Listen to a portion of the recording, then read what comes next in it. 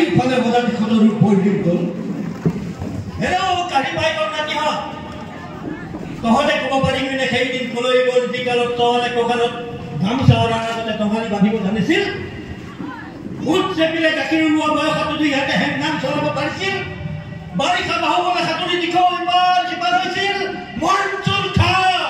মোগলৰ কুলত ৰাম সিংহ তই পাহৰি গ'ল সদায় ঘাটৰ কথা হলুদ ঘাট মানুহৰ কথা চাখৌ ফলাচা টঙালত টঙালি বান্ধি হাতত হেংগাম যাবৰ লৈ একো চুপাৰা খোলা কোমল মেঘৰ দৰে খতৰুৰ জোন কঠিয়া মাৰিবলৈ ওলা হাজাৰ নিজৰ অসমীয়াৰ অনুৱাৰ পূজাপতি ভূই কপ চৰক বগাই ৰাজধানী তাকে দেখি বৰলুইত শুকাই গ'ল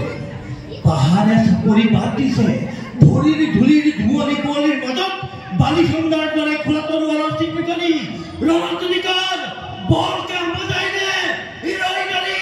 বন্দুক গাড়ী খৰদৰ তেজেৰে লুইতৰ ৰূপোৱালী বালিত তুমৰলি খেলি চিঞৰি উঠে আকৌ খৰাই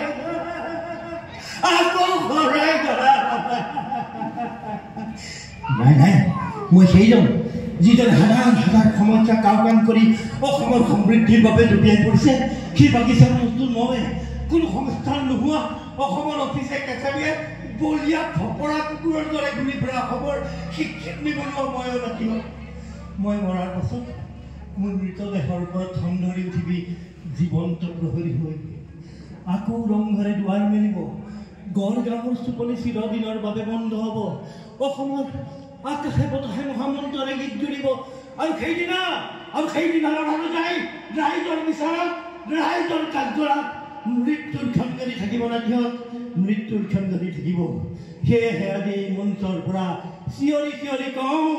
সুবিধাবাদীৰ দল তোৰ মিছা হ'ব কৌশল